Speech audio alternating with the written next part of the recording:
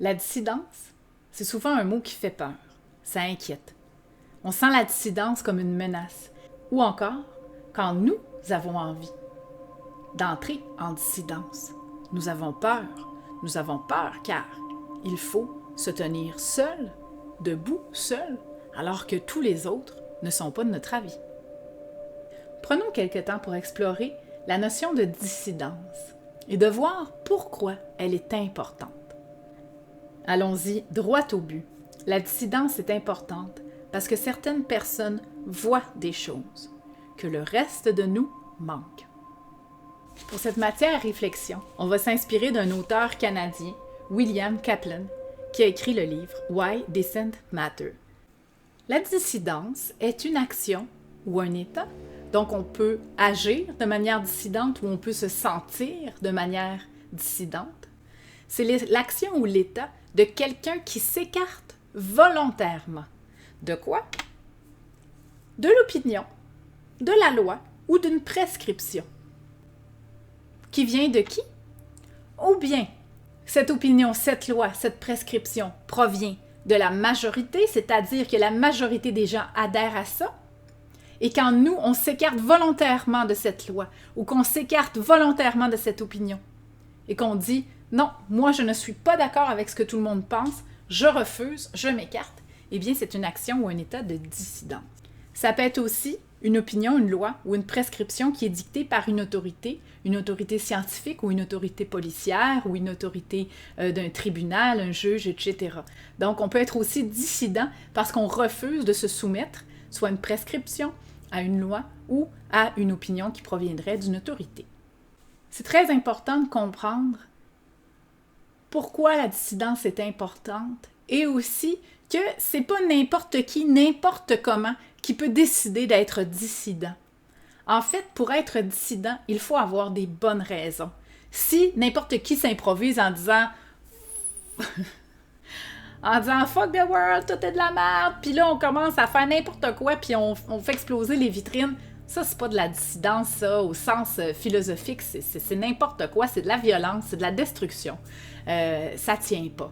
Donc quand je parle de dissidence, et pourquoi elle est importante, c'est dans un contexte bien précis, c'est-à-dire que c'est une situation dans laquelle nous voyons quelque chose que les autres manquent, que les autres ne voient pas, et ne pas leur dire, ne pas se mettre en porte-à-faux avec la majorité ou avec l'expert qui persiste à dire ou à faire quelque chose, eh bien, ce n'est pas lui rendre service. Et au contraire, entrer en dissidence, c'est rendre service au groupe ou à l'expert, en fait, à la société. C'est rendre service au monde parce que c'est de révéler que le monde se trompe et qu'il fait un mauvais choix ou qu'il pense une mauvaise chose.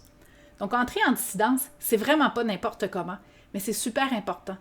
Parce que si, devant l'erreur, devant une injustice ou devant une erreur scientifique, tout le monde, il va avec la majorité, mais non, ou il va avec l'autorité sans jamais remettre en question, sans jamais en douter, eh bien, là, on accumule les problèmes et on n'avance pas, on n'évolue pas, on ne chemine pas.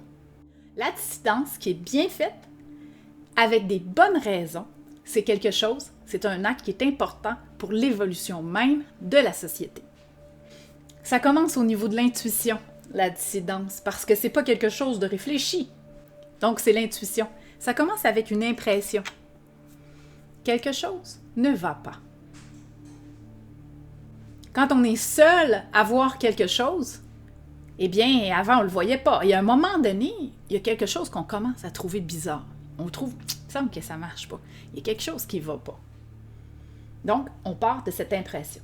Mais il ne faut pas en rester là. La dissidence se poursuit avec la manifestation de son opposition. Et c'est là qu'on va entrer en dissidence, que ce soit avec la parole ou avec un geste symbolique, on va manifester, on va refuser, on va dire ouvertement « je refuse, je ne suis pas d'accord, je n'obéis pas à cette loi » ou « je refuse ce résultat », etc. Un cas célèbre de dissidence, c'est sur la place Tiananmen. Il y a des manifestations en Chine et les soldats et l'armée sont en train de rentrer dans le camp de manifestants et veulent envoyer tous ces gens qui font une manifestation pacifique, démocratique, mais ils veulent que tout le monde s'en aille, ils veulent que la manifestation cesse. Et il y a un passant qui, en traversant la rue, s'est tout simplement planté devant la ligne de tanks avec ses sacs. Et il s'est tenu debout, comme ça. Puisque personne n'a jamais su c'était qui, il y a toutes sortes de théories sur la suite des choses. Est-ce qu'il s'est fait tuer par le régime? Est-ce qu'il est juste disparu? Ils l'ont nommé Tankman. Eh bien, est-ce qu'ils l'ont écrasé? Non, il ne l'a pas écrasé. Il est resté là planté et il a discuté avec les soldats. Et il leur a dit, vous trouvez pas que ça n'a pas d'allure? C'est des gens qui sont pour la démocratie, pour le bien. Et vous êtes là à leur rentrer dedans, vous n'avez pas de sens, vous avez pas d'allure. Donc, il aurait exprimé son désaccord. Donc, l'homme devant le tank, c'est quand même assez impressionnant. C'est assez spectaculaire. Ça me mène cependant à vous dire que d'abord, la dissidence n'est pas un spectacle. Elle peut être spectaculaire, il n'y a pas de doute que ça peut devenir spectaculaire. Mais est-ce que vous êtes en train de faire un spectacle? Et souvent aujourd'hui, avec les communications, les médias sociaux, on veut faire des manifestations, on essaye bien plus de produire un spectacle, de faire beaucoup de bruit, et on en perd le sens, on perd bien souvent l'esprit qui fait la force de la dissidence. Et la force de la dissidence, ça ne provient pas du bruit que tu fais ou du spectacle que tu fais. Tu as beau faire la plus grosse manifestation, faire le plus gros bruit. Si tu n'as pas l'ingrédient de base de la dissidence, ça mène généralement nulle part. Par ailleurs, un dissident célèbre, malheureusement célèbre, c'est Unabomber, ou encore, on le connaît maintenant, sa véritable identité, c'est le plus grand terroriste de l'histoire des États-Unis, c'est Theodore Kaczynski. Eh bien, lui a choisi d'exprimer sa dissidence par la violence. Et ça, bien sûr, ça ne fonctionne pas. Theodore Kaczynski était littéralement un génie mathématique. C'était un élève modèle. Il allait dans une université réputée. C'était vraiment un génie. Et à un moment donné, il s'est mis à prendre conscience de différents dangers liés avec la technologie. Et il s'est rendu compte que la façon dont la société développait la technologie, que la technologie prenait de plus en plus de place, devenait de plus en plus puissante et qu'elle représentait un danger énorme pour l'humain et qu'on allait finir dans quelques temps complètement déshumanisé, dominé par ces machines, cette technologie qui allait soit tout simplement nous détruire en nous faisant sauter de différentes manières, que ce soit par la bombe atomique ou par les nanotechnologies, ou encore qui allait nous soumettre. Eh bien, Kaczynski a d'abord écrit ces théories. Malheureusement, aucun éditeur ne voulait le publier. C'est pas très populaire aux États-Unis de faire une critique de la technologie et de dire qu'il faudrait peut-être revenir à un mode de vie où avant la technologie avancée. Ça passait pas. Eh bien, malheureusement, Theodore Kaczynski a choisi, dans sa cabane dans le bois, il vivait de manière très reculée, il vivait pas en ville normalement, eh bien, il a commencé à fabriquer des bombes artisanales, mais qui sautaient assez, et il a commencé à placer ces bombes dans les laboratoires informatiques et les laboratoires scientifiques où se développait la technologie. Donc, pendant quelques décennies, Unabomber était le terroriste le plus grand, le plus renommé de l'histoire des États-Unis. Personne ne savait c'était qui. À un moment donné, il a contacté un grand journal et il a dit « Si vous publiez mon texte, si vous publiez mon livre, eh bien, je vais cesser de mettre des bombes. » Le journal a accepté. Il a publié son texte. Qu'est-il arrivé? Eh bien, le frère de Theodore Kaczynski a reconnu, il dit ça, c'est les paroles de mon frère, ça, je l'ai toujours entendu dire des choses comme ça. Et donc, le frère de Theodore Kaczynski l'a dénoncé à la police. Il a dit, je pense que le terroriste, là, je pense que c'est mon frère. Il a donc été retrouvé dans sa maison, dans sa cabane, dans le bois. Et ils ont trouvé tout son arsenal pour faire des bombes. Il a donc été accusé et bien sûr, il est depuis ce temps en prison aux États-Unis. Donc malheureusement, là où il est allé, Theodore Kaczynski, c'est en prison. Sa vie est ruinée et ça n'a pas fait changer grand-chose.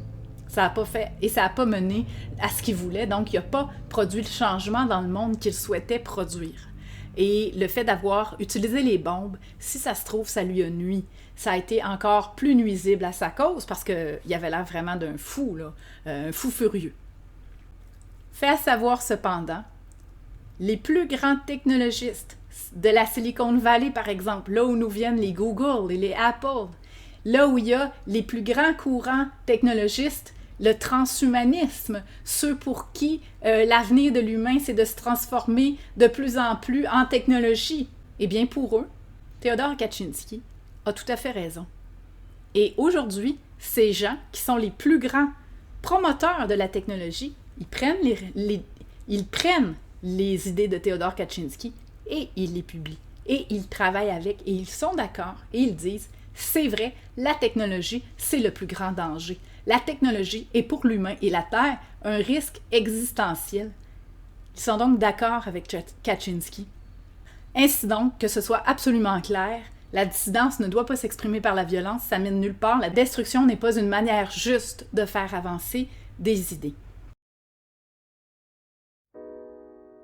Alors, quelle est la condition nécessaire pour faire cheminer un point de vue dissident? Qu'est-ce que ça prend? Cette femme est une docteure canadienne qui s'appelle France Kessler et qui a été une dissidente, qui a été seule pendant un bon moment à soutenir son point, qui a fini par être décorée par le président Kennedy aux États-Unis, qui lui a remis une médaille d'honneur pour avoir aidé à sauver les États-Unis grâce à sa dissidence. Et si vous remarquez, il y a une pile de livres, une pile de dossiers. Ça, c'est l'indice numéro 1 pour savoir ce que ça prend pour faire cheminer une idée dissidente. Pour connaître le contexte dans lequel France Kessler est devenue une dissidente célèbre, il faut malheureusement se raconter encore une autre histoire triste, la thalidomide. Le cas de la thalidomide, peut-être vous avez déjà entendu parler des enfants de la thalidomide.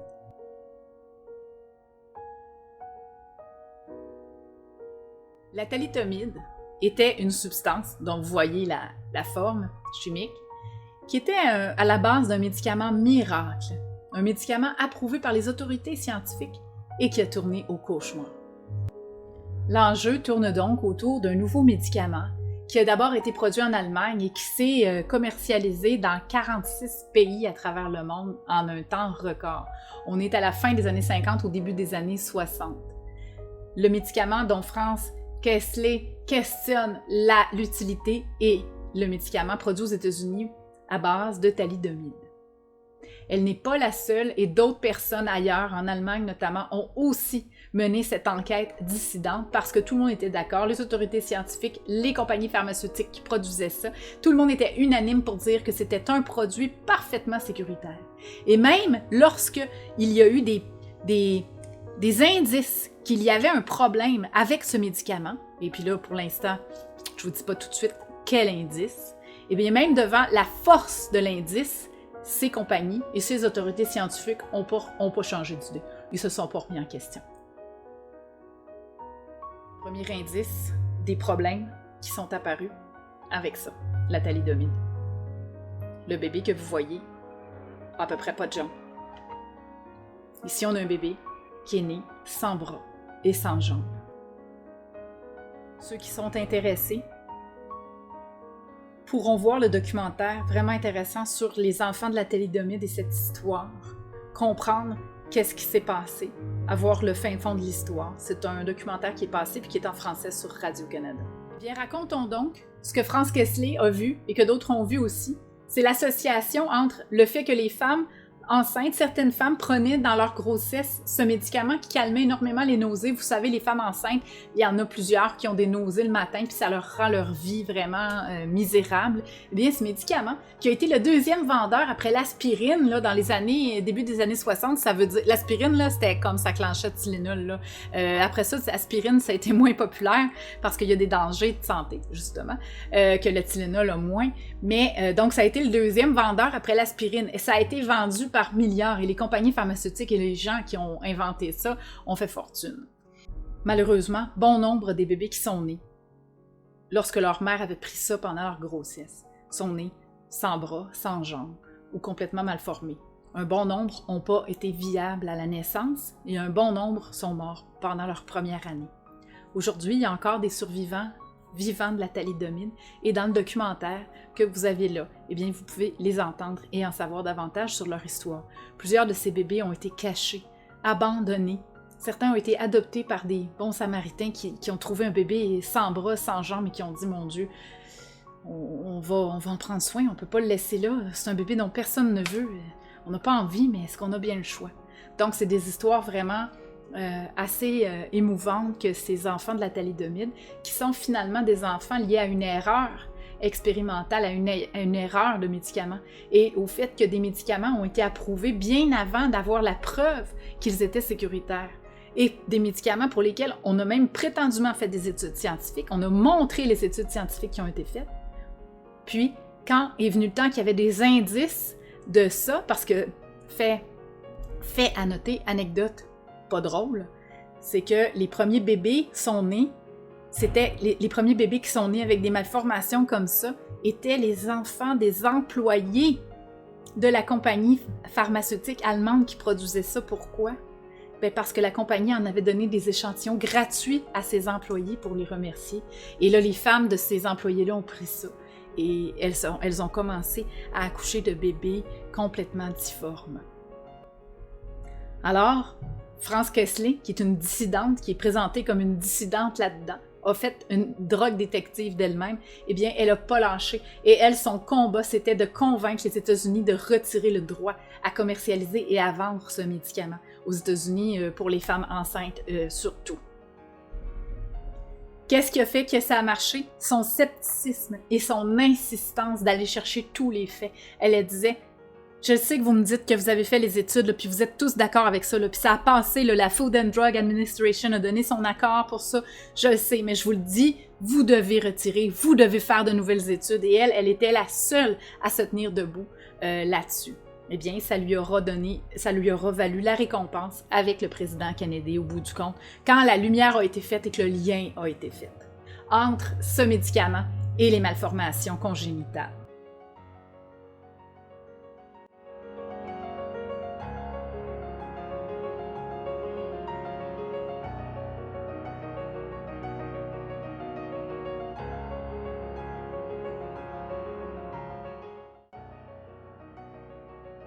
C'est pour cela que l'argumentation, la capacité à créer des argumentations solides et aussi à analyser les argumentations qui nous sont soumises, ou même les nôtres, bien c'est au cœur de la démarche philosophique. Bien souvent, produire un dossier bien ficelé, produire une argumentation solide, ça se fait seul et dans l'ombre. C'est pas populaire, ça paraît pas bien, c'est un travail de fou. Ici, vous avez cette femme plus jeune et à un âge plus avancé. Bien, cette femme, elle s'appelle Rachel Carson. Et si vous pensez que l'écologie, ça vient de commencer, eh bien, détrompez-vous. Cette femme, c'est une des pionnières en écologie. Rachel Carson est une des premières écologistes. Donc, dans les années 60 déjà, elle alertait tout le monde avec un livre qui s'appelle Silent Spring, Printemps silencieux. À l'époque, dans les années 60, on s'entend qu'elle était très minoritaire. Donc, Rachel Carson est une grande écologiste qui a été une dissidente à son heure. Aujourd'hui, il y a bien des éléments de la vie que nous apprécions et qui sont liés au courage de dissidents dans le passé. Je vous invite donc à prendre quelques temps pour notre devoir de mémoire, car la dissidence passée de courageux et courageuses change encore nos vies aujourd'hui.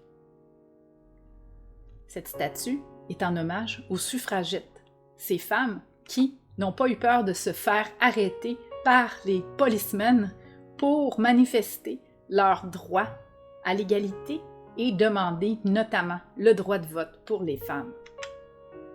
Alors, elles se faisaient arrêter un peu partout au Canada, en Angleterre, aux États-Unis, les suffragettes avec grande classe par ailleurs. Devoir de mémoire aussi dans le combat pour la cause des Noirs et des esclaves.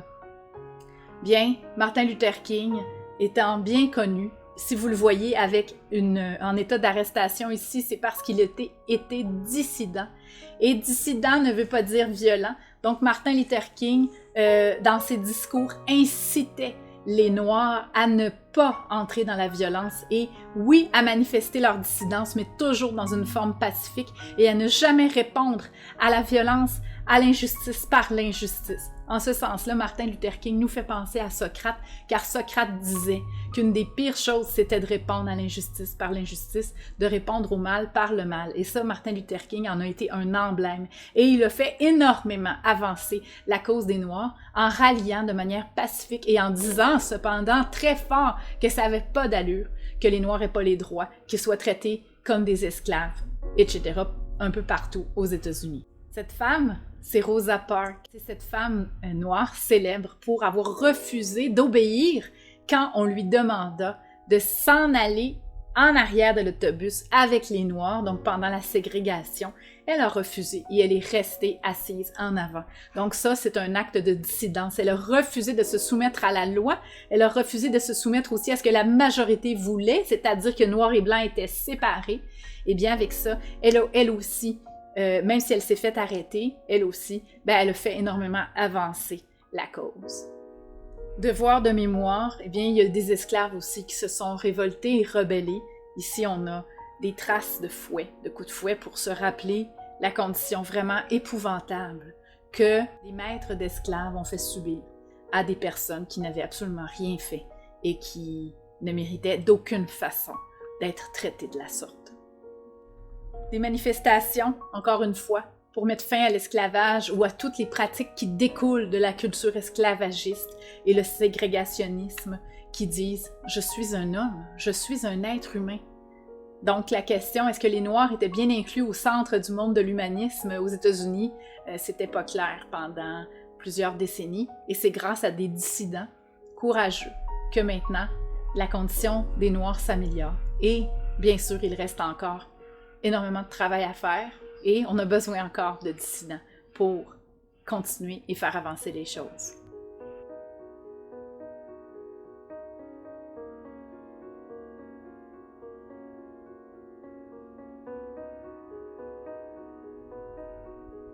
Et vous? Que voyez-vous qui ne va pas?